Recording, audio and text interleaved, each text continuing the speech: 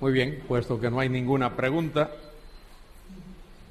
vamos adelante. Cuando no hay preguntas es porque uno lo ha aprendido todo.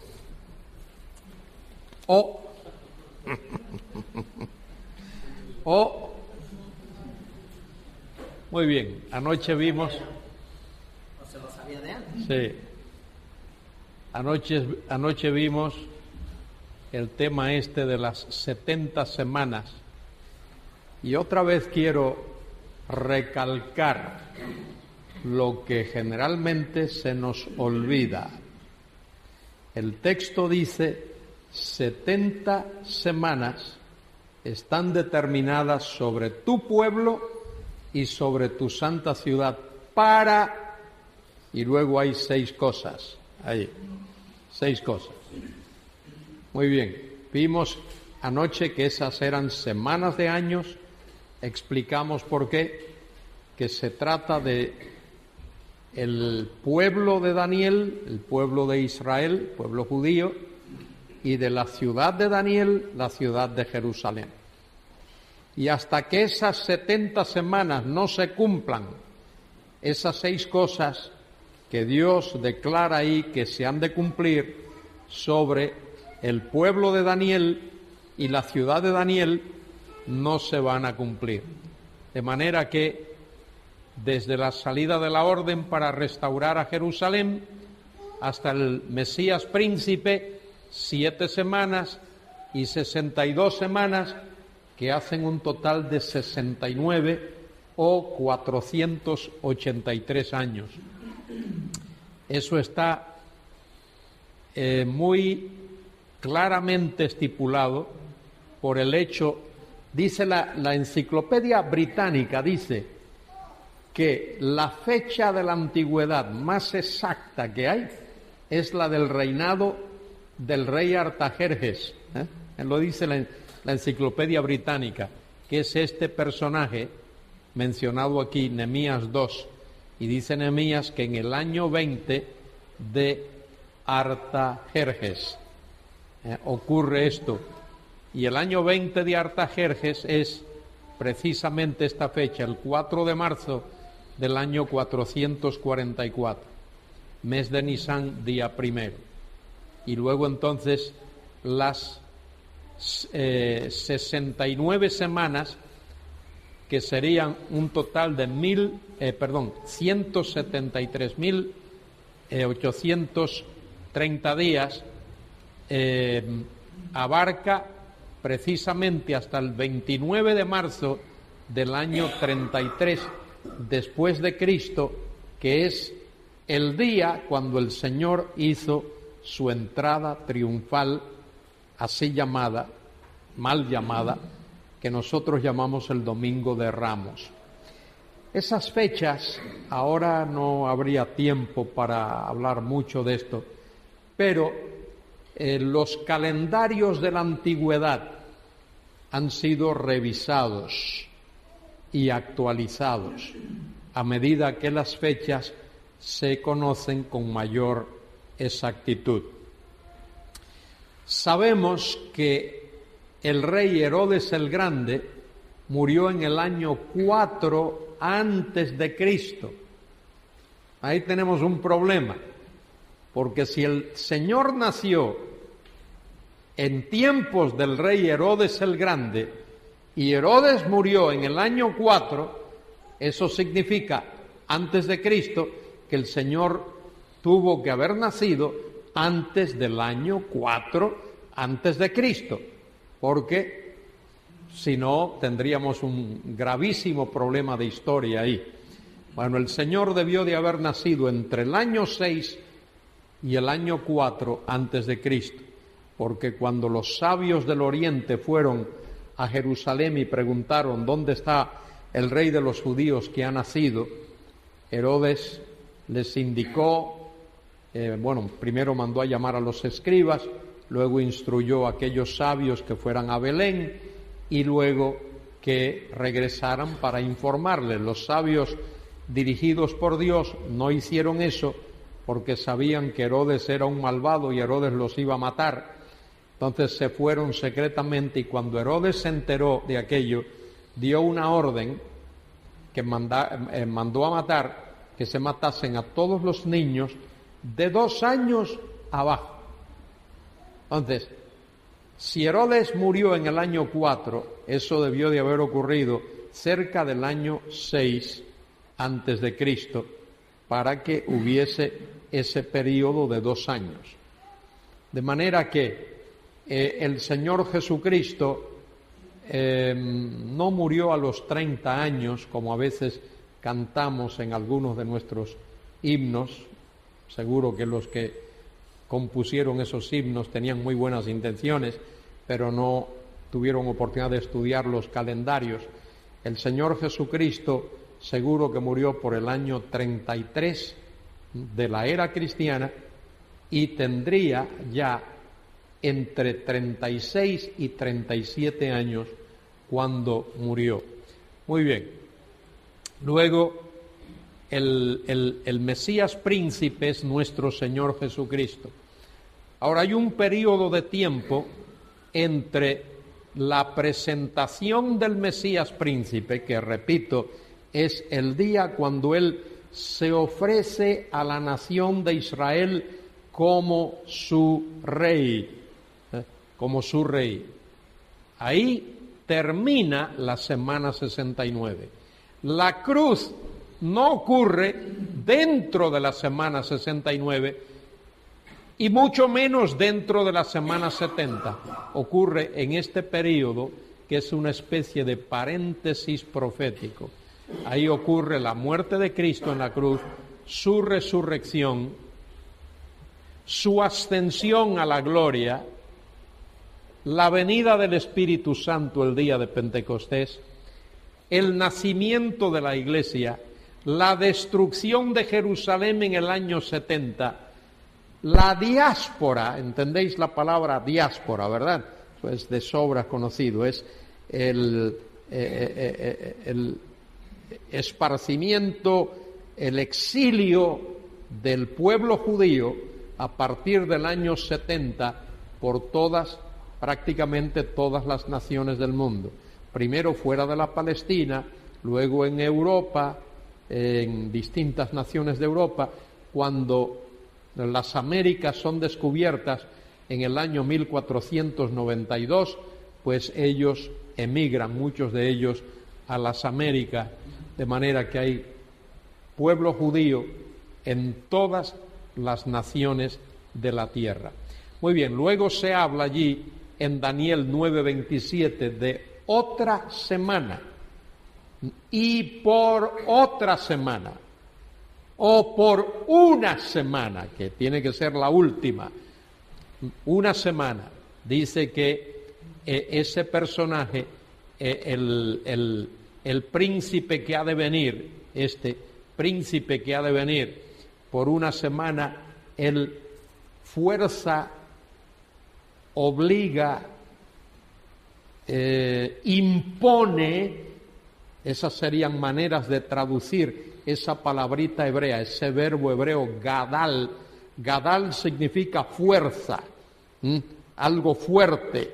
Entonces, en su forma verbal sería imponer, obligar, cualquiera de esas expresiones. Él obliga un pacto a la nación de Israel por una semana, que es esa última semana de años, esa última semana de años, esos últimos 7 años. Esa semana de años no se ha cumplido todavía, está por cumplirse. Esa es la semana que falta para completar las 70 semanas profetizadas por Daniel a partir del versículo 24 del capítulo 9. Esa semana se divide ahí mismo en ese versículo en 2 mitades, 1260 días cada mitad, o 42 meses cada mitad, o tiempos y la mitad de un tiempo cada mitad. Durante esa semana es cuando, o al principio de esa semana, cuando el príncipe que ha de venir que es el anticristo, que es la bestia, que es el hijo de perdición, el hombre de pecado, el engendro de Satanás, surge ahí. Ahí surge. Ahora, aquí no está puesto en pero el rapto de la iglesia tiene que ocurrir antes de esta semana. Antes de que comience esta semana, tiene lugar el rapto de la iglesia. Entre el rapto de la iglesia y el comienzo de esta semana, seguro que habrá un periodo de tiempo. ¿De cuánta duración? No sé, y no sé que haya nadie que lo sepa. Uno puede especular. Pero lo que sí es cierto es que la gran tribulación no comienza al día siguiente de haber ocurrido el rapto. Es más, lo digo ahora por si a alguien le interesa y quiere anotarlo, que lo anote porque estas cosas se olvidan. Estas cosas se olvidan. Quiero que entendáis esto. El acontecimiento que marca, que señala el comienzo de la gran tribulación no es el rapto. Que eso es la impresión que a veces se ha dado por ahí cuando se ha enseñado este tema. Y eso es erróneo. Eso es erróneo.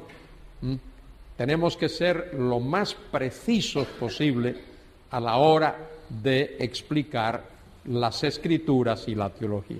Quiero repetir eso.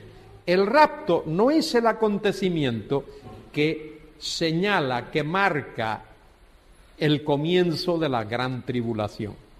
El acontecimiento que señala el comienzo de la gran tribulación es cuando el príncipe que ha de venir, el cuerno pequeño, la bestia, el anticristo, el hijo de perdición, el hombre de pecado, todos esos nombres, firme, concierte ese pacto con la nación de Israel. Es la concertación de ese pacto. Cuando Israel acepte ese pacto de ese personaje, eso es lo que marca el comienzo de la gran tribulación. Porque eso es lo que marca el hecho de que el anticristo surge en el escenario de la historia como tal, como lo que va a ser. De manera que esta semana es la semana de la gran tribulación. Los juicios de la gran tribulación, los juicios de la gran tribulación son señales de la venida en gloria de Cristo a la tierra. El Mesías regresa con poder. Apocalipsis 19:11. Juan vio el cielo abierto y a uno que cabalgaba un caballo blanco. Y eso es importante. Mire, el cuadro ahí hay que entenderlo dentro de su contexto histórico. Cuando un tribuno romano, un general, para que nos entendamos mejor, romano, salía a conquistar un territorio, una nación, llevaba su ejército, iban bien armados, y siempre llevaba un caballo blanco al ir. Nadie montaba ese caballo blanco cuando iba. El caballo blanco era para que ese general, ese tribuno, lo montase al regreso. Eso era la señal de que había habido victoria. Él regresaba cabalgando el caballo blanco, señal de triunfo, de victoria. Y cuando el ejército romano regresaba, encabezado por su general, por su tribuno, acampaba en las afueras de Roma, hasta que el Senado romano le daba la orden de que podía entrar. Y entonces en las diferentes vías en Roma, y particularmente en la vía que conducía al foro, que conducía al Senado, a ambos lados de esa vía, el pueblo, los ciudadanos se ponían ahí, se aglomeraban para esperar la entrada del tribuno con su ejército triunfante, y él repartía del botín a las personas que estaban allí aplaudiéndole. De modo que ese es el cuadro que se presenta ahí. El Señor Jesucristo regresa victorioso, cabalgando ese caballo blanco, señal de triunfo, de victoria. Dice que él pisa en el lagar de la ira de Dios, y eso significa que él ha aplastado el lagar. Ahí se aplastan las uvas. En ese lagar él ha aplastado a todos sus enemigos, viene victorioso. Y luego que él venga, entonces él introduce la era del reino. El reino es inaugurado por Jesucristo en su venida. La postura postmilenarista dice que Cristo viene después del milenio, que el milenio es antes, que el milenio es una era larga de paz, no tiene que ser 1000 años, que la Iglesia introduce en la tierra porque la gente se va a convertir. Dígame usted. Esa postura fue muy popular antes del año 1914.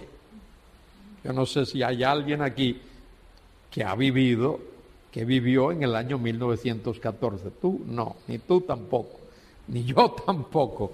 En el 1914 comenzó la Primera Guerra Mundial. Y la Primera Guerra Mundial le asestó un golpe terrible a esa postura postmilenarista.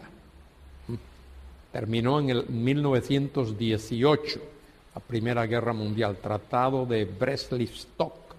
Ahí terminó con ese tratado la Primera Guerra. Pero antes de eso había un gran entusiasmo en el mundo, que la Iglesia iba a evangelizar al mundo. Y entonces iba a haber una gran era de paz. Y esa gran era de paz sería el milenio. Porque algunos toman Mateo, que vamos a ver dentro de un momento, 24:14, donde dice que este evangelio del reino será predicado en todas las naciones y entonces vendrá el fin. Sí, es verdad, pero no es la Iglesia la que va a predicar ese evangelio del reino en todas las naciones. Serán los 144,000 israelitas que el Señor ha de sellar. Muy bien, luego después de la segunda, el mundo no se había recuperado de la Primera Guerra Mundial, ¿y qué viene? La Segunda Guerra.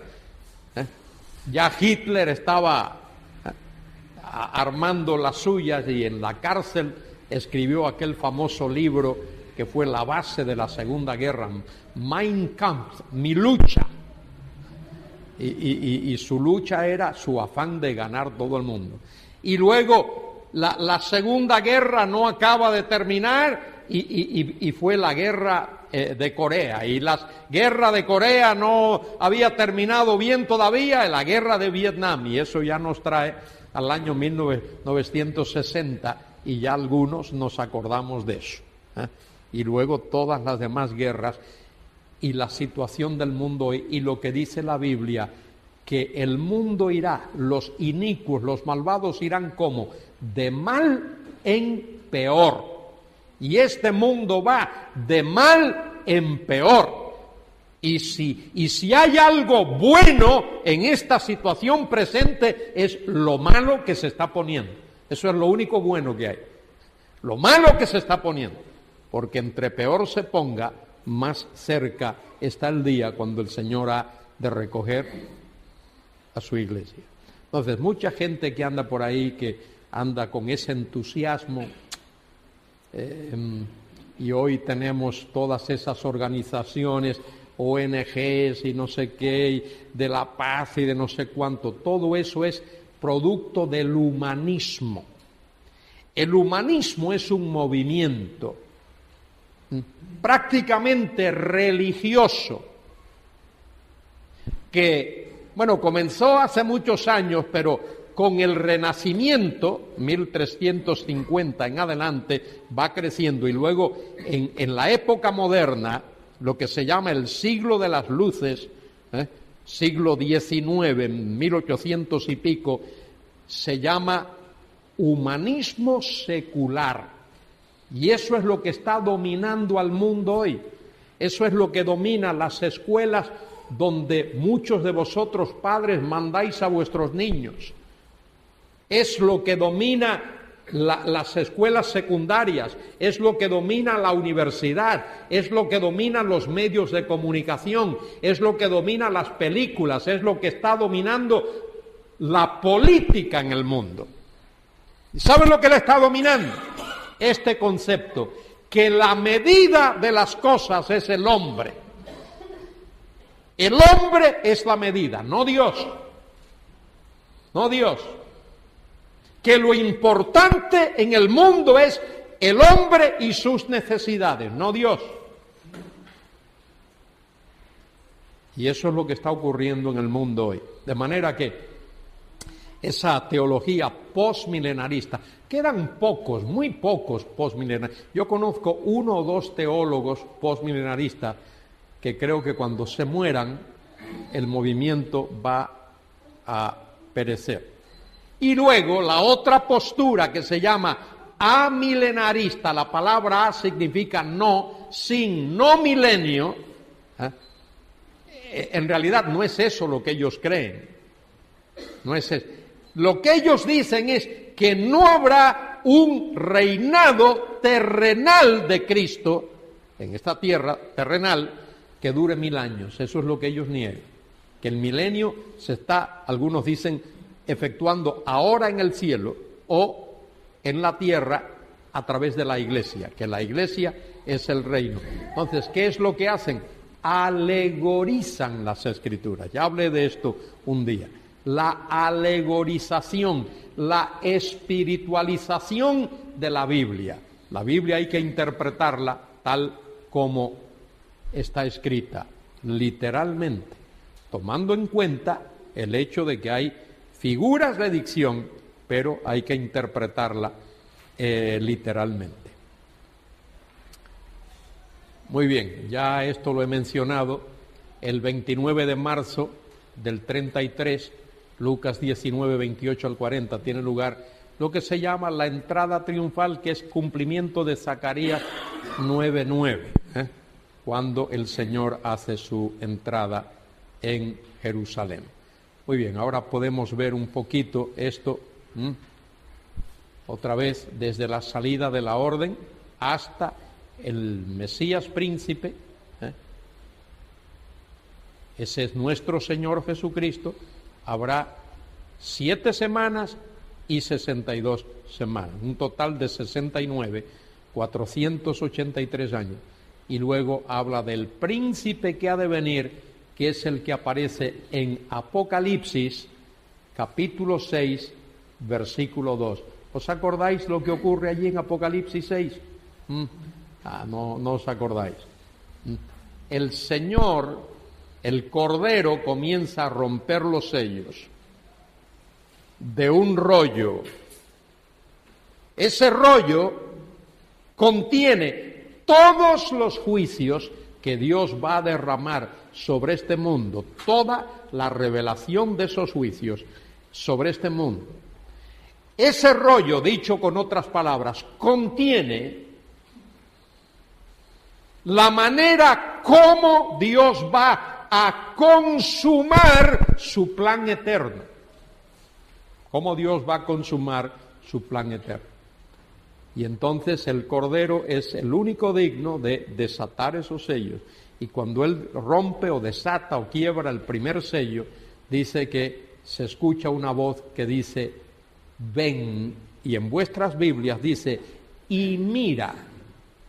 Pero esa última expresión, y mira, esa no está en los mejores manuscritos, y creo que eso alguien lo añadió ahí porque pensaba que le daba mejor sentido, pero no. El texto dice nada más ven. Ven es una orden. Es una orden que Dios le da ¿a quién? Al príncipe que ha de venir, que aparece allí cabalgando un caballo blanco porque intenta imitar a Cristo, lleva un arco pero no lleva flechas y sale conquistando y para conquistar. Y luego, cuando rompe el segundo sello, aparece un jinete que cabalga un caballo bermejo, rojo, rojizo, color ladrillo, diríamos. Y luego rompe el tercer sello y aparece un jinete cabalgando un caballo negro. Y luego, cuando rompe el cuarto sello, uno cabalgando un caballo color ceniza. Y a uno le da la impresión de que se trata de 4 jinetes, y en realidad no son 4 jinetes, es uno solo, con 4 características diferentes. El primero es la figura de ese personaje que sale como un hombre de paz, el anticristo, pero poco tiempo después de él hacer su entrada, se convierte en un hombre de guerra. Por eso el caballo es rojo, color sangre, color ladrillo, bermejo.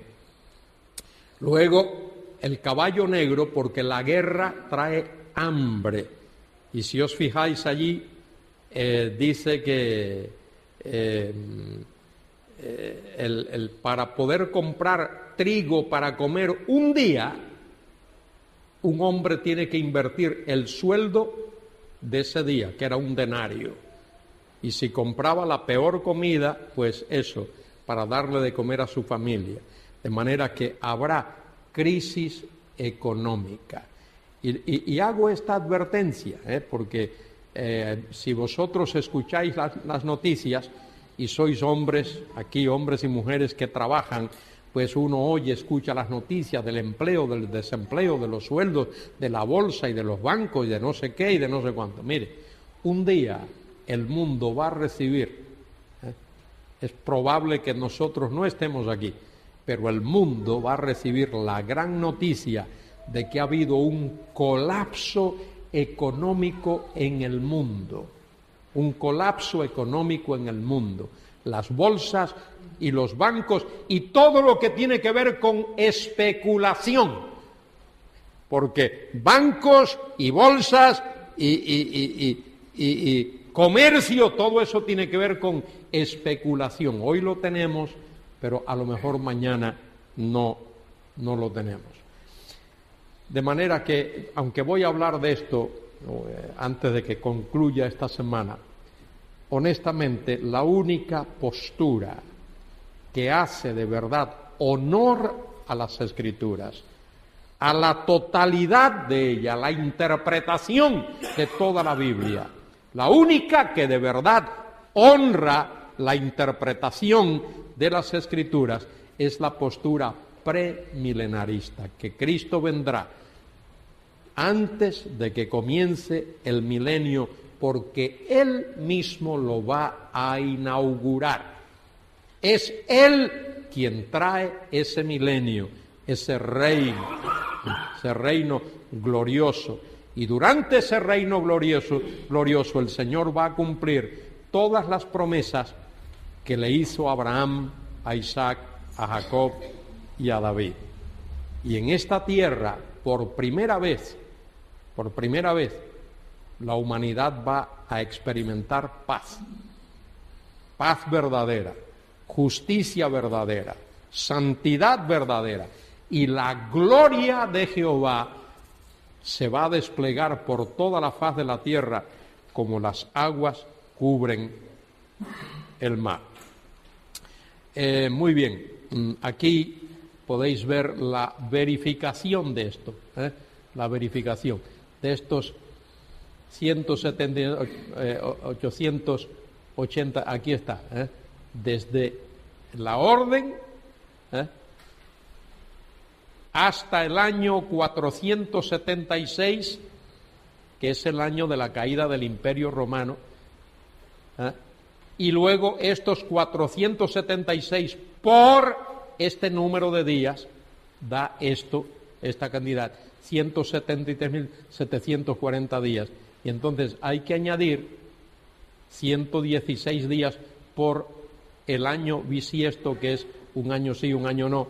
Entonces, desde el 4 de marzo al 29, 24 días más hay que añadir y da total 173.880 días, que es exactamente el número de días que transcurre entre la orden dada por Artajerjes a Nehemías para restaurar a Jerusalén hasta el día cuando el Señor hace su entrada triunfal en Jerusalén y se cumplen las 69 semanas que ya se han cumplido, y por supuesto falta la última, como he dicho ya, la última de esas semanas. ¿Alguna pregunta hasta aquí? Sí. Con respecto a la fecha del final de las 69 semanas, lo leí, no sé en qué libro era exactamente, creo que era Ross, no estoy seguro, que para llegar a esa fecha él había hecho consulta con algún conocido que trabajaba en el observatorio o no sé qué de astronomía, y que habían hecho el cálculo y había visto que la fecha coincidía con el final de las 69 semanas, con la entrada triunfal del Señor en Jerusalén. Eso es lo que presentaba. Ahora la pregunta es, ¿ese tipo de datos se ha vuelto a repetir, se ha verificado, o simplemente lo que tenemos es eso? No, mira, Sir Robert Anderson, que escribió el libro El Príncipe que ha de venir, que está por ahí publicado por Portavoz, muy bien escrito. Ese hombre vivió hace alrededor de 100 años, 100 y algo de años. Él fue director de Scotland Yard, una mente analítica tremenda. Él sentó las bases para el estudio de calcular esa fecha. Sentó las bases.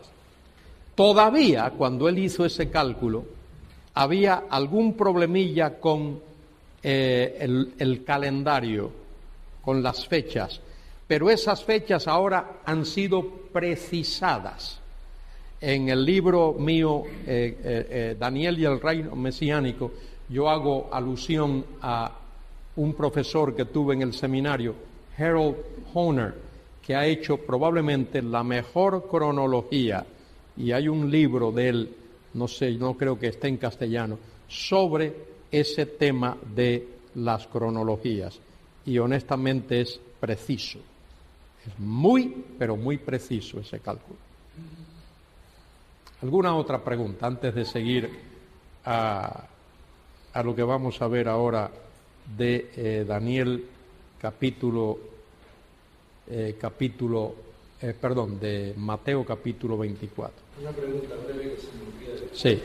Aquel 50% de la humanidad que moría, la cuarta parte de los tres, ¿es la humanidad o el pueblo judío? No, es la humanidad. Sí, son los habitantes de la tierra. Y eso no es cuestión de, si uno se fija en el libro del Apocalipsis, capítulo 6, dice el versículo 8, miré aquí un caballo amarillo, y el que lo montaba tenía por nombre Muerte, y el Hades le seguía, y le fue dada potestad sobre la cuarta parte de la tierra, para matar con espada, con hambre, con mortandad y con las fieras de la tierra. De manera que ahí no puedes dar. Y luego, más adelante, en el capítulo 11 del Apocalipsis, habla de que 2/3 partes de esos que han quedado mueren. Entonces, las 2/3 partes de la cuarta parte perdón, la tercera parte, muere la tercera parte.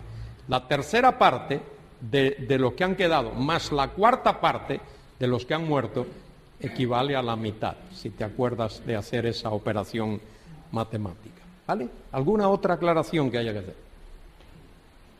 Bueno, tenemos un poquito de tiempo y quiero que veamos ahora, bueno, vamos a dar un vistazo final a esto.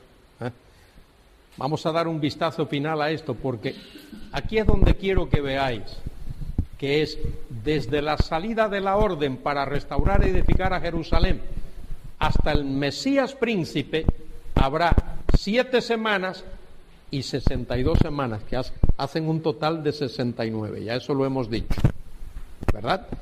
Pero el número total de semanas profetizadas es de ¿cuántas? 70. 70 semanas están determinadas sobre tu santa ciudad y sobre tu pueblo y sobre tu santa ciudad.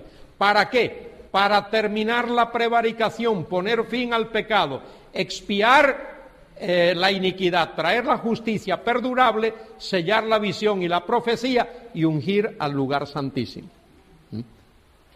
70 semanas están determinadas y falta una semana. Cuando esa semana se cumpla, esto se va a cumplir.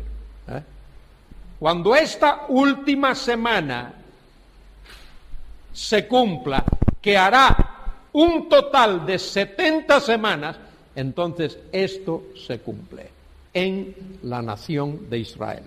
Porque en los postreros días, dice la Escritura, Zacarías capítulo 13, versículo 8 en adelante, en los postreros días habrá un remanente de la nación de Israel que alzará sus ojos al Mesías, conocerá al Mesías, se convertirá y ese será el remanente en el cual Dios ha de cumplir esas promesas hechas a Abraham, a Isaac, a Jacob y David.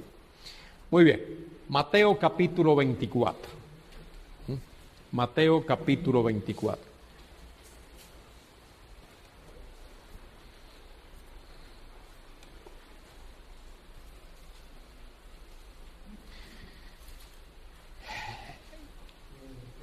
Es importante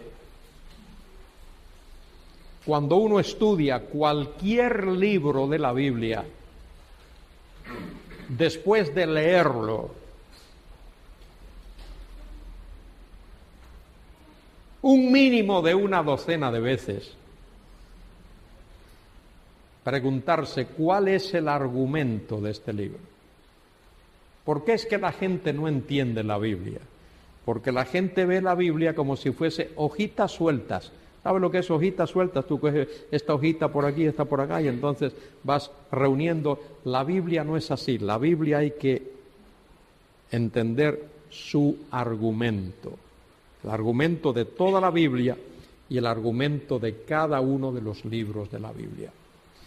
El argumento del Evangelio de Mateo tiene que ver con el reino.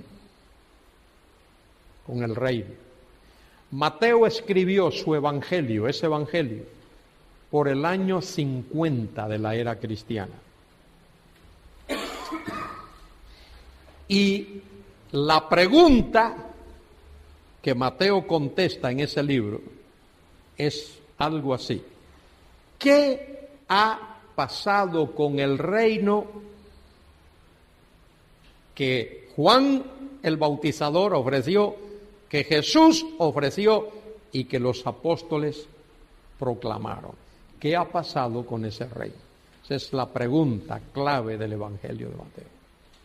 Luego hay una pregunta adicional. ¿Qué lugar ocupa la iglesia en esa estructura? ¿Qué lugar ocupa la iglesia?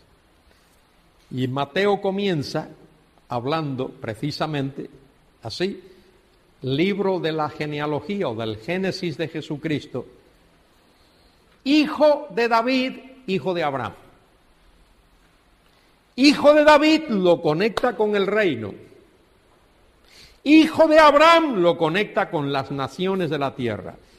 porque Dios le prometió a Abraham: en tu simiente serán benditas todas las familias de la tierra. Y según Pablo en Gálatas 3, 16 y 17, esa simiente a través del cual todas las familias de la tierra serían benditas es Cristo. Y ahí Mateo comienza a desarrollar su evangelio. Ya hablé los otros días de esas genealogías. Cristo nace de María. Cristo nace de María. No tuvo padre humano. Él nace de María, por obra y gracia del Espíritu Santo.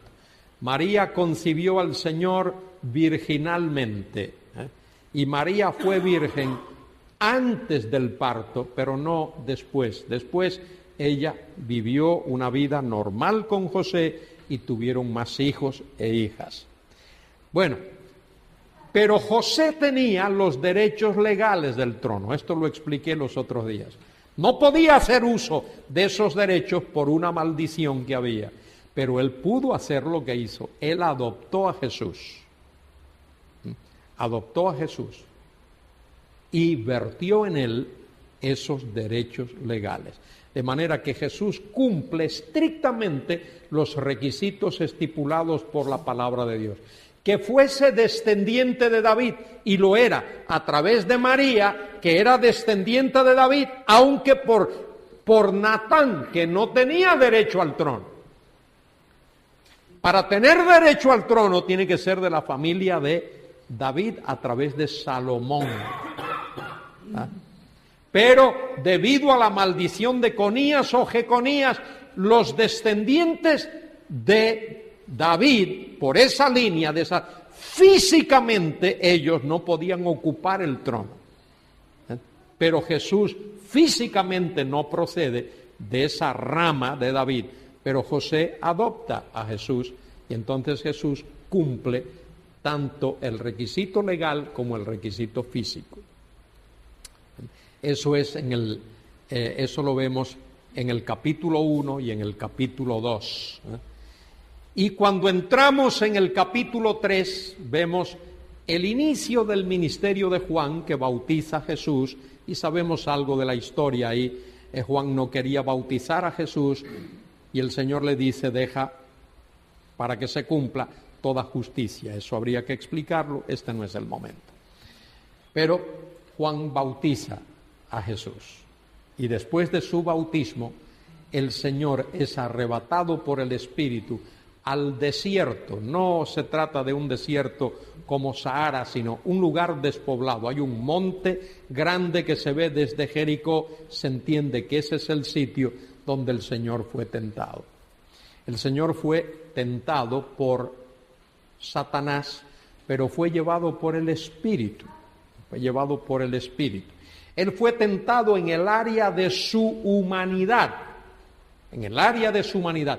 Porque él tenía que demostrar que era moralmente capaz, que tenía las cualidades morales para ser el rey Mesías. Y él cumple eso. Y después que regresa, capítulo 4 de Mateo, él llama a sus discípulos que están por allí, por el mar de Galilea, remendando sus redes, y los llama a seguirle. Venid en pos de mí, Mateo 4:19, y os haré pescadores de hombres.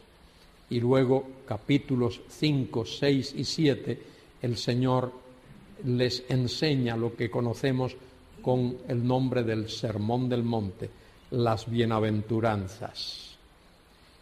¿Qué características deben de tener esos que anticipan entrar en el reino? Y ahí está preciosamente expresado. Y en Mateo 5:20 Cristo dice a aquellos discípulos: si vuestra justicia no fuese mayor que la de los escribas y fariseos, no entraréis en el reino. Y en el capítulo 6 les enseña cómo orar, cómo ofrendar, no juzgar, y termina su sermón hablando de la roca. El que oye mis palabras y las hace, le compararé a un hombre prudente que edificó su casa sobre la roca. Y a partir de ahí el Señor comienza ese ministerio público, capítulos 8, 9, capítulo 10, Él envía a sus discípulos, capítulo 11, Él hace aquel tremendo llamado, venid a mí todos los que estáis trabajados y cargados, que yo os haré descansar. Ese es un llamado a ese pueblo que lo ha escuchado. Y lo han escuchado y han visto sus milagros. Cuando llegamos al capítulo 12, ese es un capítulo traumático porque el Señor sana a un ciego y mudo y sordo y endemoniado. El ciego veía, el mudo hablaba, el sordo oía y el endemoniado ya no había demonios en él. ¿Qué hace el pueblo? ¿Qué hacen los líderes de Israel? Dicen, este no echa demonios sino por Belcebú, por el poder de Satanás. Y hay un conflicto ahí entre Jesús y esa gente, y el Señor le demuestra que lo que ellos dicen es totalmente absurdo, que es totalmente imposible. Y el Señor les reprende y les habla de lo que es el pecado imperdonable. Y el pecado imperdonable no es lo que algunos creen hoy, que si uno hace esto, que hoy comete el pecado imperdonable, etc. Ese pecado, tal como está definido allí en Mateo capítulo 12, nadie podría cometerlo hoy. Jesús había estado delante de aquella gente, físicamente, visiblemente presente, realizando señales mesiánicas, que es lo que el Señor hizo, devolver la vista a los ciegos, hacer oír a los sordos, hacer caminar a los paralíticos. Uno todo lo que tiene que hacer es leerse Isaías 35 y ver que esas eran señales mesiánicas. Y aquella gente atribuye esas señales a Satanás. Y Cristo les dice que ellos han perdido, al hacer eso, su último tren, porque despreciaron el testimonio de Moisés, despreciaron el testimonio del Padre, despreciaron el testimonio de los profetas, despreciaron el testimonio de las obras que Cristo hacía, y ahora están diciendo que eso que Cristo hacía por el Espíritu Santo era obra de Satanás, de manera que perdían el último tren, por así decir. Y a eso se refiere el Señor cuando habla del pecado imperdonable. Cuando llega al capítulo 13, ¿de qué habla el capítulo 13? De las parábolas. El Señor, a partir de ahí, no enseña a ese pueblo incrédulo como lo había hecho antes. Ahora les enseña por parábolas, porque las parábolas tienen la virtud de revelar o de esconder. Y a esa gente, para que no la carga de su pecado no les sea más pesada, el Señor les esconde esas verdades, y a los discípulos se las revela. Y así, de ahí en adelante, a partir de ahí, el Señor dedica su tiempo solo a instruir a sus discípulos. Ya no está instruyendo a las multitudes, aunque a veces aparezca que lo está haciendo, pero su interés primario es los discípulos. Cuando llegamos al capítulo 16, es cuando van a Cesarea de Filipos y él pregunta a los apóstoles, ¿quién dicen los hombres que es el Hijo del Hombre? Y ya sabéis lo que Pedro contesta. Unos dicen esto y esto, pero vosotros, ¿quién decís que soy? Tú eres el Cristo, el Hijo del Dios viviente. Y el Señor le dice, bienaventurado eres Simón, hijo de Jonás, porque no te lo reveló carne ni sangre, sino mi Padre que está en los cielos. Y yo te digo que tú eres Pedro, y sobre esta roca edificaré mi iglesia. A partir de ahí, el Señor comienza a hablar de su iglesia. Luego lo hace otra vez en el capítulo 18. Al terminar, a partir de ahí, de eso, dice que el Señor comienza a enseñarle a los discípulos que era necesario que Él muriese en la cruz, que sufriese de los escribas, de los fariseos, de los sacerdotes, que lo matasen, pero que Él iba a resucitar de entre los muertos. A partir de ahí, antes no le había dicho eso, es a partir de ese momento cuando Él le dice eso a los discípulos. Y eso es en el capítulo 16, en el capítulo 17, los lleva al monte de la transfiguración y allí Él se transfigura. Su cuerpo comienza a irradiar luz. Tan asombrados están los discípulos, los 3 que están allí, que creen que están en el reino. Creen que están en el reino. Bien sería que hiciésemos 3 pabellones, uno para ti, uno para Moisés, uno para Elías, y que nos quedemos aquí. Ellos pensaban que aquello era el reino, pero el Señor solo les dio un anticipo de lo que va a ser el reino. Bueno, y a partir de ahí el Señor va descendiendo, por así, bueno, nunca se desciende, siempre se sube para ir a Jerusalén, pero Él se dirige a Jerusalén. Y en el capítulo 23 del Evangelio de Mateo, es uno de los capítulos más duros de todo el Nuevo Testamento, cuando el Señor repetidas veces llama a los escribas, a los fariseos y a los sacerdotes hipócritas, ciegos guía de ciegos, etcétera, etcétera. Y cuando ellos están enfurecidos con eso, las palabras del Señor y de la incredulidad de ellos habían pedido señal, danos señal. El Señor le dice, a vosotros, esta generación maligna y perversa, no se le va a dar señal, la señal de Jonás, y la señal de Lot, la mujer de Lot, y así, esas son las señales. Pero dicen, no le voy a dar ninguna señal. Ya el Señor les había dado muchas señales, y ellos las habían rechazado todas.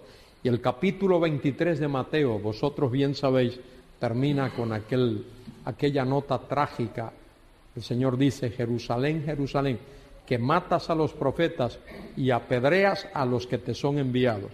¿Cuántas veces quise juntar a tus hijos como la gallina junta sus polluelos debajo de sus alas y no quisiste? He aquí vuestra casa os es dejada desierta, porque os digo que desde ahora no me veréis hasta que digáis, bendito el que viene en el nombre del Señor. Y ahí el Señor sella esa relación con esa gente. Está en la ciudad de Jerusalén, está con sus discípulos, y dice que el Señor salió del templo y se iba, y los discípulos comenzaron a enseñarle los edificios del templo. Ese era el templo de Herodes. Era el templo que se había construido en tiempos de Zorobabel y Esdras, pero el templo aquel era muy humilde y Herodes lo había remodelado, lo había embellecido. 40 y pico de años estuvo ese templo en esa etapa de remodelación. Y debió de haber sido una estructura bellísima, tremenda estructura. Y los discípulos querían un tanto impresionar a Jesús con aquello. ¿Por qué esto es importante? Porque el templo era el centro de la vida del judío. Sin un templo el judío no puede adorar a Dios debidamente. Entonces ese era el centro de su vida. Y ahora el Señor les dice a estos hombres, ¿veis todo esto? De cierto os digo que no quedará aquí piedra sobre piedra que no sea derribada. Qué terrible para aquellos hombres. Todo esto va a ser derribado. No quedará piedra sobre piedra. Y ellos quedarían totalmente atónitos, compungidos, frustrados, qué sé yo cuántas cosas. Y de ahí del templo salen andando hasta el Monte de los Olivos. No sé si hay alguien aquí que ha hecho ese recorrido. Yo lo he hecho como 2 o 3 veces, 1,5 kilómetros. Uno sale andando ahí y llega al Monte de los Olivos. Está el arroyo del Cedrón allí, está seco, solo cuando llueve pero allí era la distancia que se le permitía a un judío andar en sábado y llegan al Monte de los Olivos. Y ahora mire lo que dice el versículo 3. Y estando él sentado. En las palabras de la Biblia ninguna se deben de tomar ligeramente. El sentarse, el Señor al sentarse significa que él va a hablar como un rabino, como uno que se sienta en su cátedra y va a hablar desde allí una enseñanza importante. Estando él sentado en el Monte de los Olivos, los discípulos se le acercaron aparte diciendo: dinos, ¿cuándo serán estas cosas? ¿Y qué señal habrá de tu venida y del fin del siglo? Y cuando uno lee así en castellano, uno pensaría que ahí hay 2 o 3 preguntas. Es una sola pregunta. Tiene 3 partes, pero es una sola pregunta. Dinos, ¿cuándo serán estas cosas? Y esa parte de la pregunta Jesús no le hace caso. El cuándo, él no le hace caso a esa parte. Él va a la segunda parte de la pregunta. ¿Qué señal habrá de tu venida y del fin del siglo? Ahora, hay que entender qué significa eso de fin del siglo. El siglo ahí no es el fin de 100 años. La palabra siglo ahí significa esta edad. Significa la historia tal como nosotros la conocemos ahora. Este mundo tal como lo conocemos. En la Biblia se habla de este mundo y del venidero. Este mundo, del cual tú y yo formamos parte ahora, Dios soberanamente ha permitido que el manejo de este mundo esté en las manos de seres angelicales. Esto uno lo lee, lo entiende si lee Hebreos capítulo 2. Hebreos capítulo 2 explica eso, que el mundo venidero no será dejado en las manos de ángeles, no será dejado a la potestad, bajo la potestad de ángeles. ¿Por qué? Porque el mundo venidero es el milenio que hemos visto ya, el reinado del Mesías, y ese mundo venidero estará exclusivamente bajo la dirección y la supervisión y el gobierno del Mesías. No apartéis vuestro dedo de ahí de Mateo 24, pero fijaos un momentito en Mateo capítulo 20.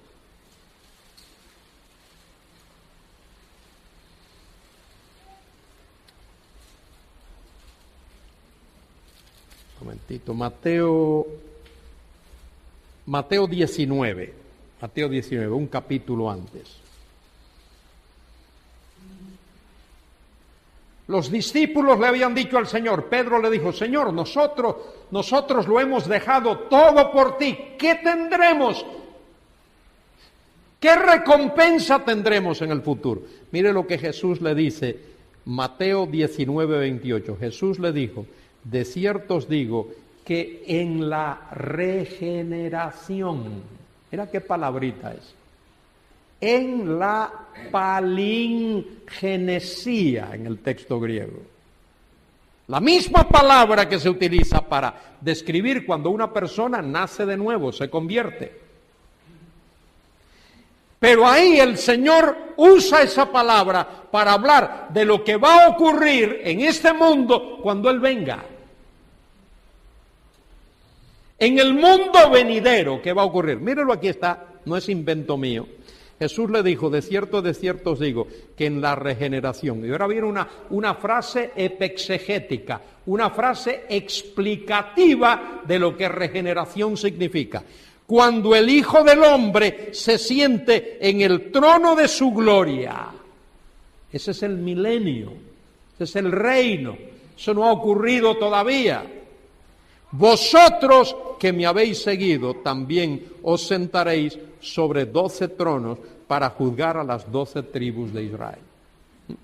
De manera que hay un mundo venidero, y ese mundo venidero es el que Jesucristo gobernará y regirá las naciones con vara de hierro.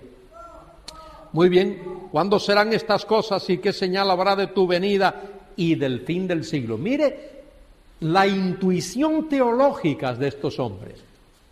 Entienden que el fin del siglo, de la historia, como nosotros la conocemos ahora, coincidirá con la venida de Cristo a la tierra.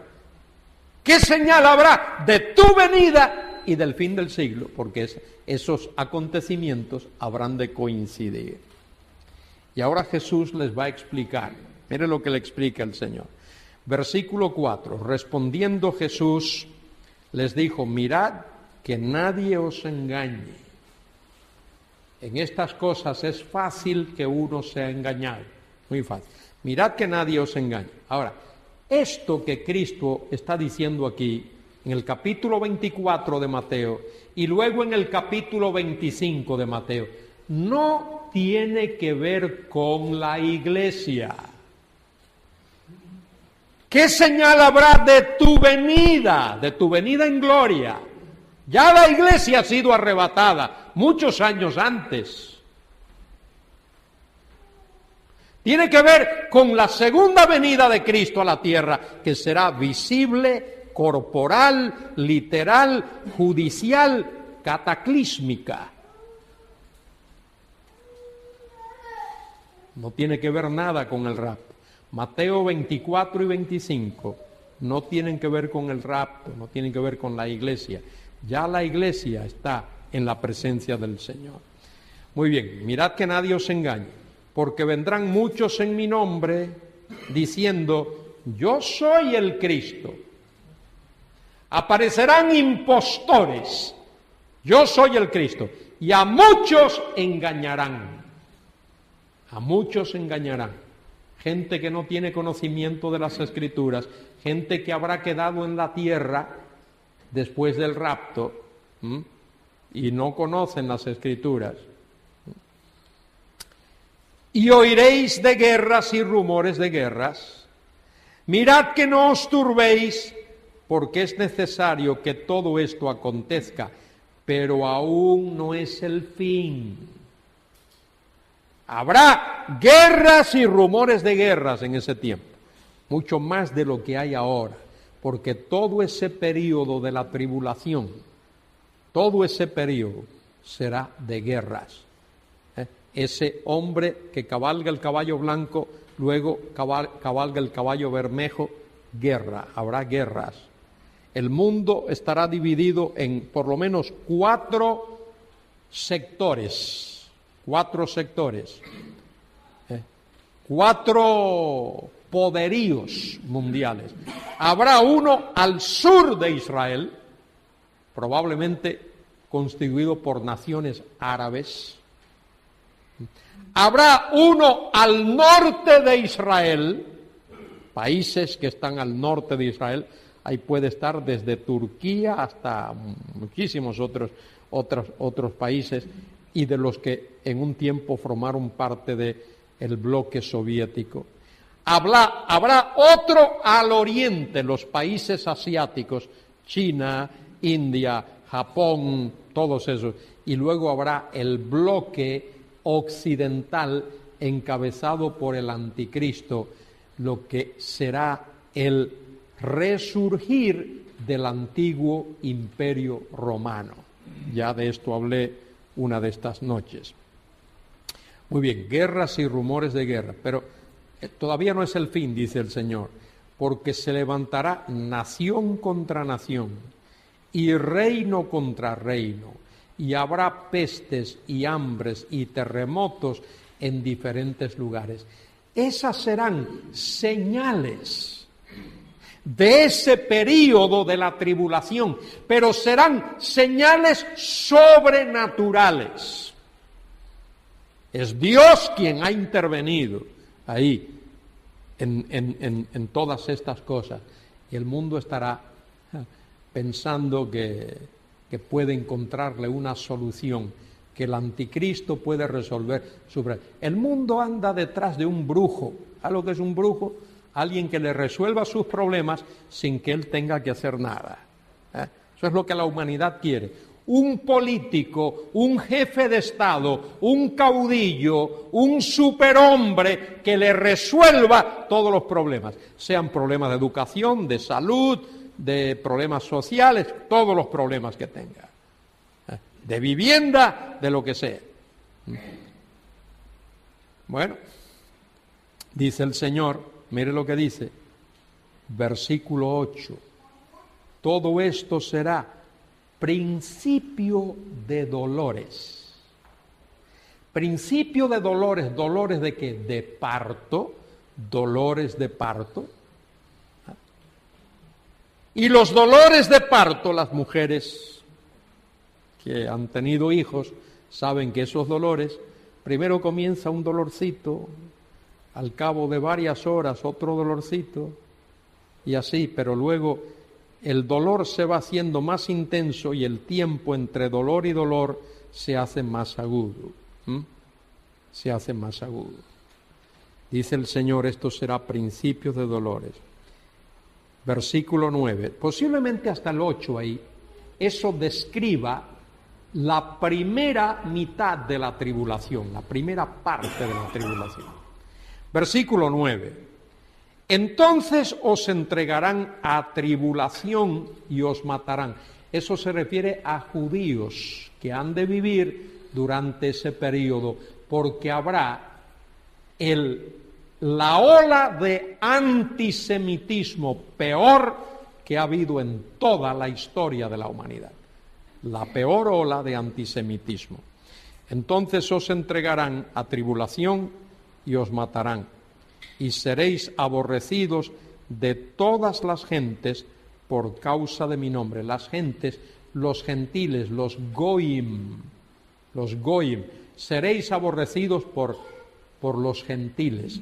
Por eso cuando el Señor venga y Él haga el juicio de las naciones, Él le dirá, dice que los separará ovejas y cabritos, y le dirá a las ovejas, porque tuve hambre y me diste de comer, tuve sed y me diste de beber, etc. Por cuanto lo hicisteis a uno de mis hermanos pequeñitos. Y a los otros les dirá, porque tuve hambre y no me diste de comer, tuve sed y no me diste de beber. Apartaos de mí, malditos, al fuego eterno. El juicio ese que el Señor hará sobre los gentiles, cuando Él venga a la tierra, la base de ese juicio es el trato que esa gente ha dado al pueblo de Israel. El trato que habrá dado al pueblo. Y es interesante eso. La palabra dice, el Señor prometió a Abraham, bendeciré a los que te bendigan y maldeciré a los que te maldigan. Y en ti serán benditas todas las familias de la tierra. Versículo 9. Entonces os entregarán a tribulación y os matarán y seréis aborrecidos por todas las gentes. ¿Por qué? Por causa de mi nombre. ¿Por qué? ¿Por qué el mundo odia al judío? Lo odia porque Satanás los odia. ¿Y por qué los odia Satanás? Porque es la nación que le dio al mundo el Mesías. Satanás odia a Jesús y los seguidores de Satanás odian a Jesús y los seguidores de Satanás y Satanás odian a la simiente a la que Jesús pertenece. Ahí está. Bien, dice, muchos tropezarán entonces y se entregarán unos a otros y unos a otros se aborrecerán. Habrá lo mismo que hubo en tiempos de Antíoco Epífanes el IV. Habrá algunos judíos que traicionarán a sus propios paisanos. Eso ocurrió en tiempos de Antíoco Epífanes. Para salvar su piel, algunos se traicionarán.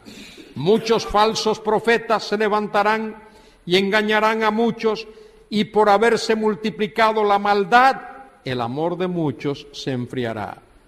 Mas el que perseverare hasta el fin será salvo. Bueno, uno no es salvo perseverando. Perseverar hasta el fin ahí significa el que llegue vivo hasta el final de la tribulación entrará, habiendo creído en el Señor, entrará a reinar con Él en su reino. El que perseverare hasta el fin será salvo. El que llegare vivo hasta el final de ese periodo entrará para reinar con el Señor. No tiene que ver con perseverancia en ese sentido. No debemos de tomar eso fuera de su contexto. Y será predicado este evangelio del reino en todo el mundo, para testimonio a todas las naciones, y entonces vendrá el fin. Ese evangelio del reino que será predicado en todas las naciones, lo predicarán los 144.000 judíos, sellados en el capítulo 7 del libro del Apocalipsis y mencionados otra vez en el capítulo 14 del libro del Apocalipsis. Ese es pueblo judío que Dios ha esparcido por toda la faz de la tierra en su gran sabiduría, y los va a sellar en esas naciones. Y esos judíos que han nacido allí ya conocen el idioma y la cultura, no tienen que aprender un nuevo idioma. El que nació en Alemania sabe el alemán y conoce la cultura, y en Francia, y en la China, y en el Japón, y en Rusia, y en Brasil, y donde sea.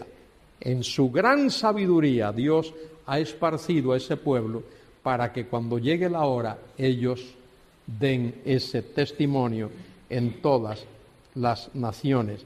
Dice, y entonces vendrá el fin. Cuando ese evangelio, es decir, el hombre no tendrá excusa delante de Dios, ninguna, absolutamente ninguna. En medio de los juicios de la gran tribulación, Dios se acuerda tener misericordia de la humanidad. Y añade el texto, por tanto, cuando veáis en el lugar santo la abominación desoladora de la que habló el profeta Daniel, la abominación desoladora es la persona misma del anticristo que hace acto de presencia allí en Jerusalén e intenta establecer un culto para que el mundo lo adore a él y adore al dragón, porque ese es su fin. Ese es su fin. Que el mundo lo adore a él, el anticristo, y a través de adorarle a él, adora a Satanás, que es el dragón. Entonces los que estén en Judea huyan a los montes. El que esté en la azotea no descienda para tomar algo de su casa, y el que esté en el campo no se vuelva atrás para tomar capa. Lo que el Señor está diciendo ahí es que será un periodo, esa tribulación, tan terrible que no hay tiempo para uno buscar cosas. Ahora, en estos huracanes que ha habido, algunas personas, por querer salvar una posesión, algo que tenían, una joya, lo que sea, han perdido la vida. Perdido la vida. Y eso es a lo que se refiere aquí. Mas hay de las que estén encintas y de las que críen en aquellos días. Orad pues que vuestra huida no sea ni en invierno ni en día de reposo. ¿Por qué? Por lo que dije antes, serán días terribles de tribulación. Las mujeres que estén embarazadas les va a resultar muy difícil tener que huir y en día de reposo, porque solo podían caminar alrededor de 1,5 kilómetros del templo al Monte de los Olivos, era lo único que se les permitía caminar.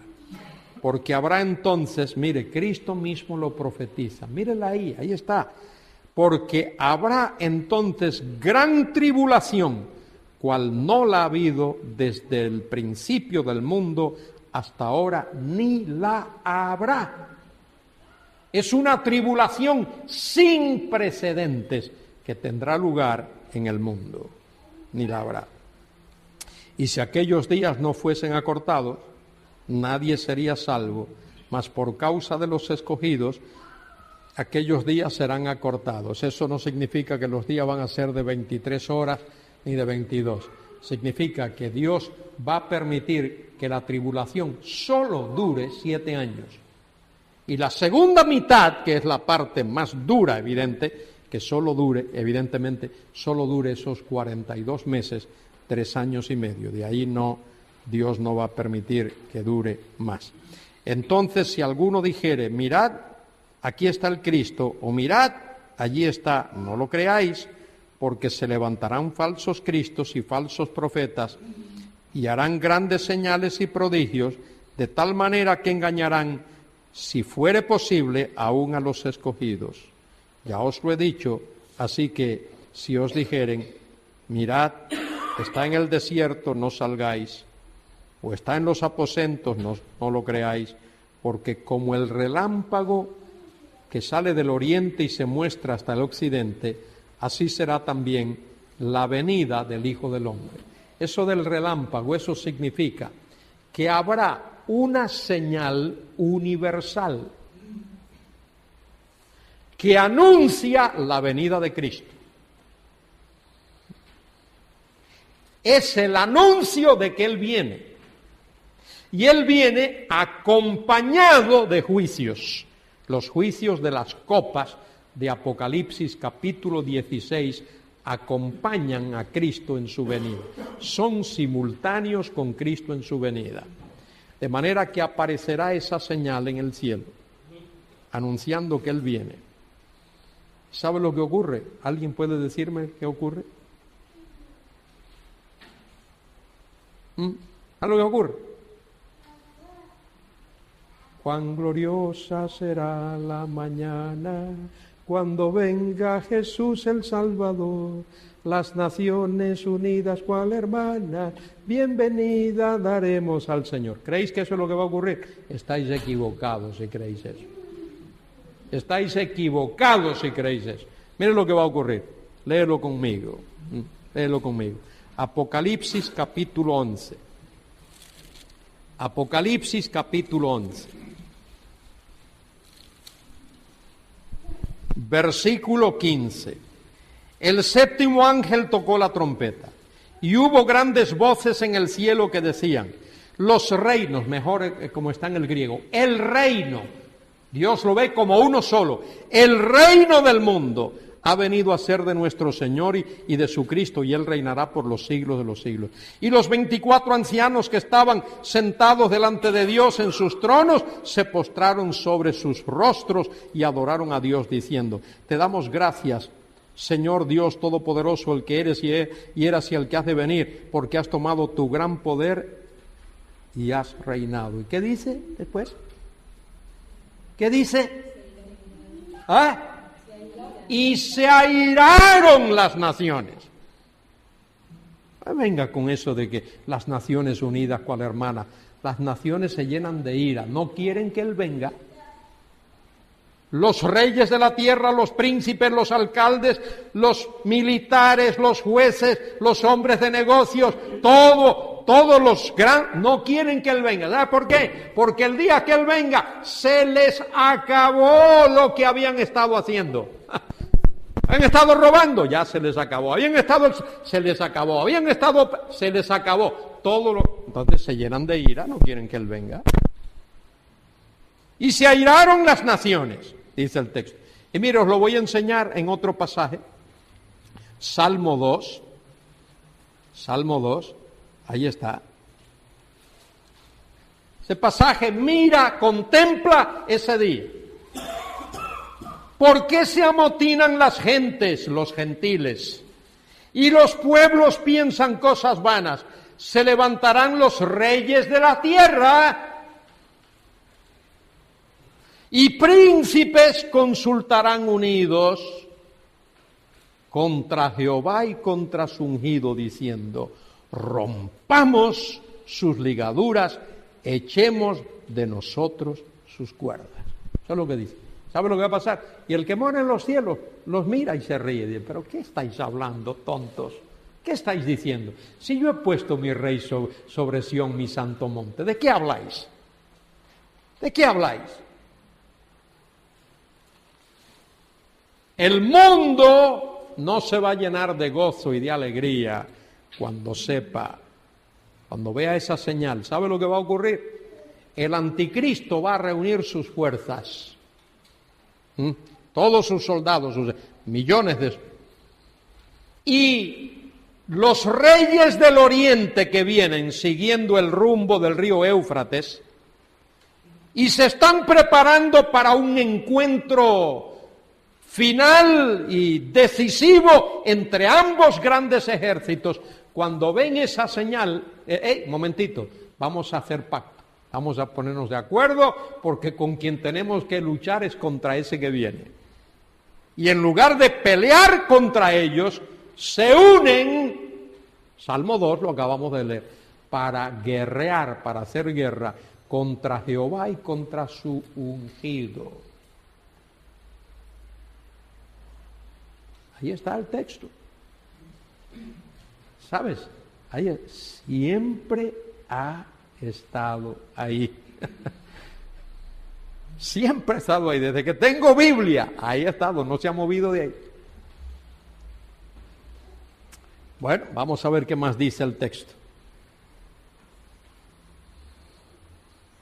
Dice, porque donde quiera que estuviera el cuerpo muerto, allí se juntarán las águilas.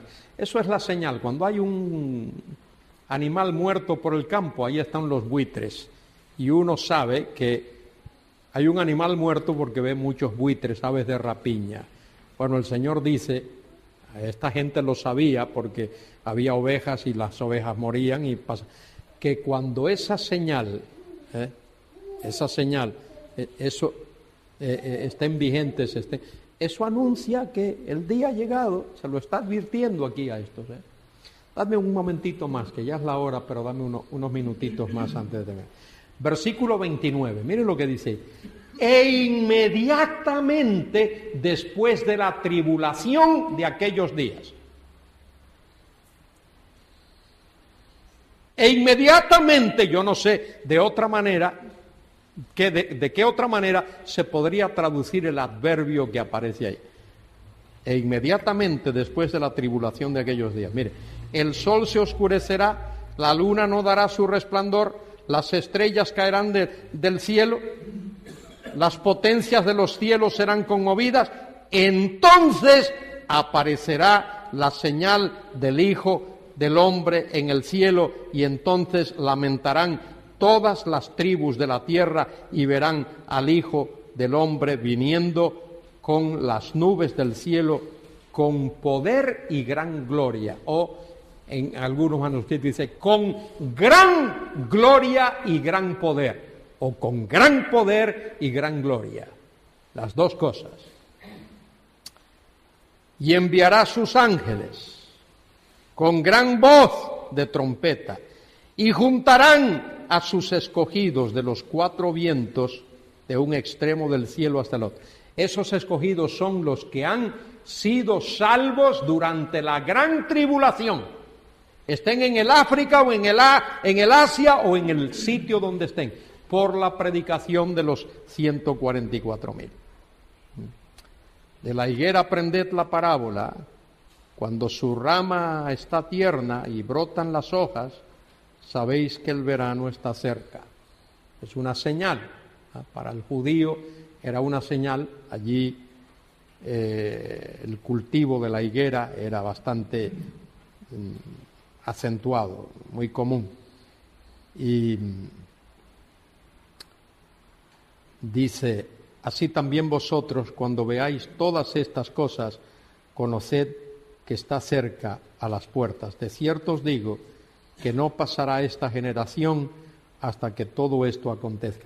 La palabra generación, genea en el griego, es un poquito difícil de determinar su significado. Puede significar raza. Esta raza de gente podría ser una referencia al pueblo judío. Es decir, que el pueblo judío no será exterminado de la tierra. Dios no lo permitirá a pesar de las persecuciones. O puede significar, como se traduce ahí, generación. Y si es así, es la gente que esté viva en ese tiempo no tiene que ver con algo que esté ocurriendo ahora. Uno dice, no, porque Israel en el año 48 tal, no tiene que ver con eso. Es la gente que esté viva cuando estos juicios de la tribulación tengan lugar. Si significa generación, es esa generación que vea o que experimente o que pase por ese tiempo, esa generación permanecerá hasta que todas esas cosas pasen, y podía bien significar raza y entonces referirse a la nación de Israel como nación, que Dios cumple su promesa y no va a permitir que esa nación sea destruida. Muy bien, dice el Señor, el cielo y la tierra pasarán, pero mis palabras no pasarán. Su palabra está fija en los cielos, pero el día y la hora nadie lo sabe, ni aun los ángeles de los cielos, sino solo mi Padre. Algunos grupos por ahí han intentado poner fechas.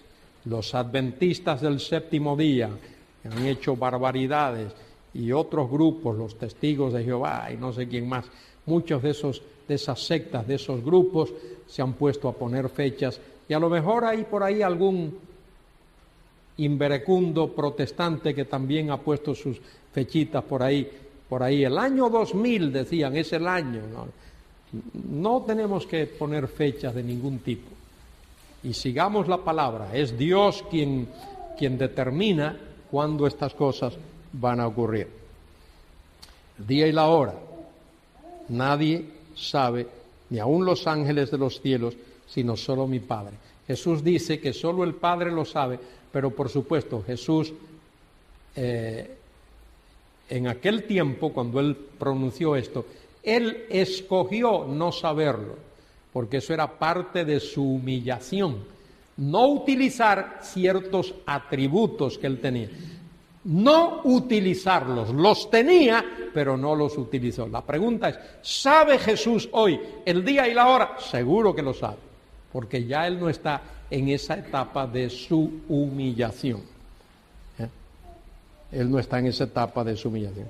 Mas como en los días de Noé, así será la venida del Hijo del Hombre. Porque como en los días de Noé, del diluvio, estaban comiendo y bebiendo, casándose y dándose en casamiento, hasta el día en que Noé entró en el arca, y no supieron, dice ahí, no entendieron, no supieron, tenían su mente totalmente entenebrecida, no entendieron, hasta que vino el diluvio y, dice ahí, se los llevó, los arrastró, dice el texto original, los arrastró a todos. Así será también la venida del Hijo del Hombre. Entonces estarán dos en el campo, el uno será tomado, el otro será dejado. Dos mujeres moliendo en un molino, la una es tomada y la otra. Eso no tiene nada que ver con el rapto, por favor, ya el rapto ocurrió mucho antes. Eso tiene que ver cuando el Señor venga, quién está preparado de ese pueblo suyo, de ese pueblo judío, y quién no.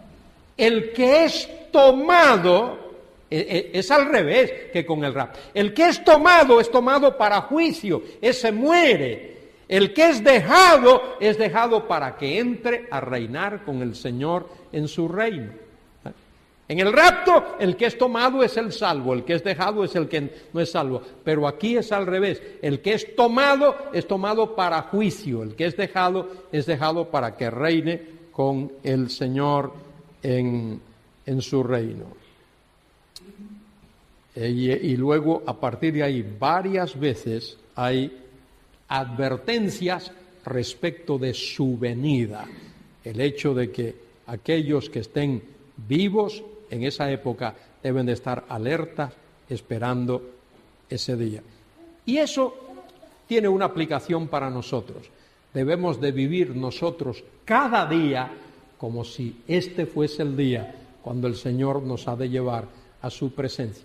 Planeamos como si fuésemos a estar aquí 50 años más, pero vivimos como si este fuera el último día de nuestra existencia aquí en este mundo.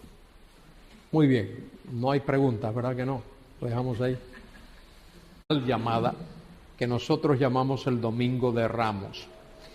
Esas fechas, ahora no habría tiempo para hablar mucho de esto, pero los calendarios de la antigüedad han sido revisados y actualizados a medida que las fechas se conocen con mayor exactitud. Sabemos que el rey Herodes el Grande murió en el año 4 antes de Cristo. Ahí tenemos un problema, porque si el Señor nació en tiempos del rey Herodes el Grande y Herodes murió en el año 4, eso significa antes de Cristo, que el Señor tuvo que haber nacido antes del año 4 antes de Cristo, porque si no tendríamos un gravísimo problema de historia ahí. Bueno, el Señor debió de haber nacido entre el año 6 y el año 4 antes de Cristo, porque cuando los sabios del Oriente fueron a Jerusalén y preguntaron ¿dónde está el rey de los judíos que ha nacido?, Herodes les indicó, primero mandó a llamar a los escribas, luego instruyó a aquellos sabios que fueran a Belén y luego que regresaran para informarles. Los sabios dirigidos por Dios no hicieron eso porque sabían que Herodes era un malvado y Herodes los iba a matar. Entonces se fueron secretamente y cuando Herodes se enteró de aquello, dio una orden que mandó a matar, que se matasen a todos los niños de 2 años abajo. Entonces, si Herodes murió en el año 4, eso debió de haber ocurrido cerca del año 6 antes de Cristo, para que hubiese ese periodo de 2 años. De manera que el Señor Jesucristo no murió a los 30 años, como a veces cantamos en algunos de nuestros himnos.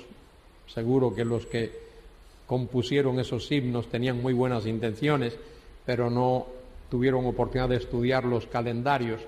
El Señor Jesucristo seguro que murió por el año 33 de la era cristiana y tendría ya entre 36 y 37 años cuando murió.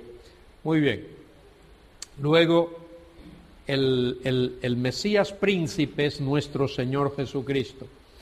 Ahora, hay un periodo de tiempo entre la presentación del Mesías príncipe, que repito, es el día cuando Él se ofrece a la nación de Israel como su rey.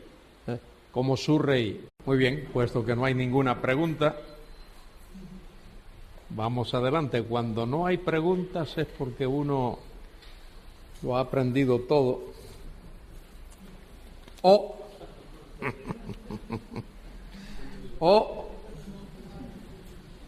Muy bien, anoche vimos... ¿No se lo sabía de antes? Sí. Anoche vimos el tema este de las 70 semanas. Y otra vez quiero recalcar lo que generalmente se nos olvida.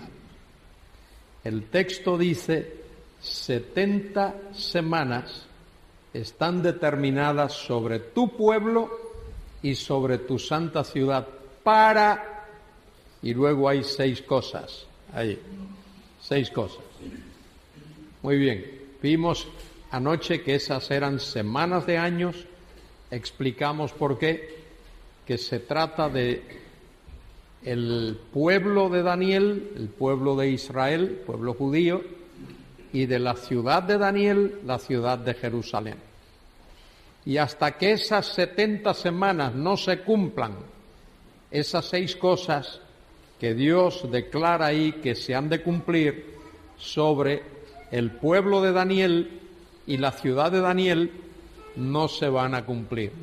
De manera que desde la salida de la orden para restaurar a Jerusalén hasta el Mesías príncipe 7 semanas y 62 semanas, que hacen un total de 69 o 483 años.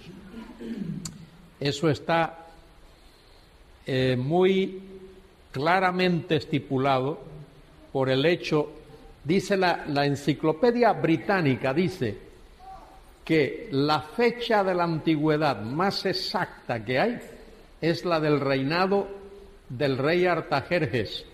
Lo dice la Enciclopedia Británica, que es este personaje mencionado aquí, Nehemías 2, y dice Nehemías que en el año 20 de Artajerjes ocurre esto, y el año 20 de Artajerjes es precisamente esta fecha, el 4 de marzo del año 444, mes de Nisan, día primero, y luego entonces las 69 semanas, que serían un total de 173.830 días, abarca precisamente hasta el 29 de marzo del año 33 después de Cristo, que es el día cuando el Señor hizo su entrada triunfal, así llamada, tiempos y la mitad de un tiempo cada mitad. Durante esa semana es cuando, o al principio de esa semana, cuando el príncipe que ha de venir, que es el anticristo, que es la bestia, que es el hijo de perdición, el hombre de pecado, el engendro de Satanás, surge ahí. Ahí surge. Ahora, aquí no está puesto en este, pero el rapto de la iglesia tiene que ocurrir antes de esta semana. Antes de que comience esta semana, tiene lugar el rapto de la iglesia. Entre el rapto de la iglesia y el comienzo de esta semana, seguro que habrá un periodo de tiempo. ¿De cuánta duración? No sé, y no sé que haya nadie que lo sepa. Uno puede especular, pero lo que sí es cierto es que la gran tribulación no comienza al día siguiente de haber ocurrido el rapto. Es más, lo digo ahora por si a alguien le interesa y quiere anotarlo, que lo anote, porque estas cosas se olvidan. Estas cosas se olvidan. Quiero que entendáis esto. El acontecimiento que marca, que señala el comienzo de la gran tribulación no es el rapto. Que eso es la impresión que a veces se ha dado por ahí cuando se ha enseñado este tema. Y eso es erróneo. Eso es erróneo. Tenemos que ser lo más precisos posible a la hora de explicar las Escrituras y la teología. Quiero repetir eso. El rapto no es el acontecimiento que señala, que marca el comienzo de la gran tribulación. El acontecimiento que señala el comienzo de la gran tribulación es cuando el príncipe que ha de venir, el cuerno pequeño, la bestia, el anticristo, el hijo de perdición, el hombre de pecado, todos esos nombres, firme, concierte ese pacto con la nación de Israel. Es la concertación de ese pacto. Cuando Israel acepte ese pacto de ese personaje, eso es lo que marca el comienzo de la gran tribulación. Porque eso es lo que marca el hecho de que el anticristo surge en el escenario de la historia como tal, como lo que va a ser. De manera que esta semana es la semana de la gran tribulación. Los juicios de la gran tribulación, los juicios de la gran tribulación son señales de la venida en gloria de Cristo a la tierra. El Mesías regresa con poder. Apocalipsis 19:11. Juan vio el cielo abierto y a uno que cabalgaba un caballo blanco. Y eso es importante. Mire, el cuadro ahí hay que entenderlo dentro de su contexto histórico. Cuando un tribuno romano, un general, para que nos entendamos mejor, romano, salía a conquistar un territorio, una nación, llevaba su ejército, iban bien armados, y siempre llevaba un caballo blanco al ir. Nadie montaba ese caballo blanco cuando iba. El caballo blanco era para que ese general, ese tribuno, lo montase al regreso. Eso era la señal de que había habido victoria. Él regresaba cabalgando el caballo blanco, señal de triunfo, de victoria. Y cuando el ejército romano regresaba, encabezado por su general, por su tribuno, acampaba en las afueras de Roma, hasta que el Senado romano le daba la orden de que podía entrar. Y entonces en las diferentes vías en Roma, y particularmente en la vía que conducía al foro, que conducía al Senado, a ambos lados de esa vía, el pueblo, los ciudadanos se ponían ahí, se aglomeraban para esperar la entrada del tribuno con su ejército triunfante, y él repartía del botín a las personas que estaban allí aplaudiéndole. De modo que ese es el cuadro que se presenta ahí. El Señor Jesucristo regresa victorioso, cabalgando ese caballo blanco, señal de triunfo, de victoria. Dice que Él pisa en el lagar de la ira de Dios, y eso significa que Él ha aplastado el lagar. Ahí se aplastan las uvas. En ese lagar Él ha aplastado a todos sus enemigos, viene victorioso. Y luego que Él venga, entonces Él introduce la era del reino. El reino es inaugurado por Jesucristo en su venida. La postura postmilenarista dice, ahí termina la semana 69. La cruz no ocurre dentro de la semana 69 y mucho menos dentro de la semana 70. Ocurre en este periodo que es una especie de paréntesis profético. Ahí ocurre la muerte de Cristo en la cruz, su resurrección, su ascensión a la gloria, la venida del Espíritu Santo el día de Pentecostés, el nacimiento de la Iglesia, la destrucción de Jerusalén en el año 70, la diáspora, ¿entendéis la palabra diáspora, verdad? Pues de sobra conocido, es el esparcimiento, el exilio del pueblo judío a partir del año 70 por prácticamente todas las naciones del mundo. Primero fuera de la Palestina, luego en Europa, en distintas naciones de Europa. Cuando las Américas son descubiertas en el año 1492, pues ellos emigran, muchos de ellos, a las Américas, de manera que hay pueblo judío en todas las naciones de la tierra. Muy bien, luego se habla allí en Daniel 9:27 de otra semana, y por otra semana, o por una semana, que tiene que ser la última, una semana. Dice que ese personaje, el príncipe que ha de venir, este príncipe que ha de venir por una semana, él fuerza, obliga,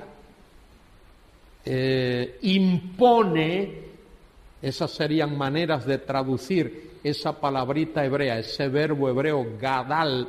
Gadal significa fuerza, algo fuerte. Entonces, en su forma verbal sería imponer, obligar, cualquiera de esas expresiones. Él obliga un pacto a la nación de Israel por una semana, que es esa última semana de años. Esa última semana de años, esos últimos 7 años. Esa semana de años no se ha cumplido todavía, está por cumplirse. Esa es la semana que falta para completar las 70 semanas profetizadas por Daniel a partir del versículo 24 del capítulo 9. Esa semana se divide ahí mismo en ese versículo en 2 mitades, 1260 días cada mitad, o 42 meses cada mitad, o tiempo